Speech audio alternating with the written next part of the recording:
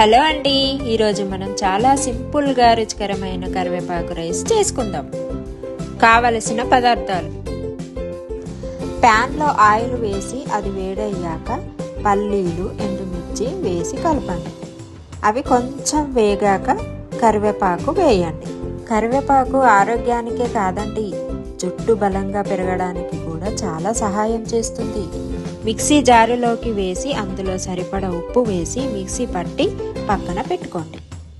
కొంచెం ఆయిల్లో పల్లీలు, పెసరపప్పు, ఎండుమిర్చి, పచ్చిమిర్చి, జీలకర్ర, ఆవాలు వేసి వేగించాలి.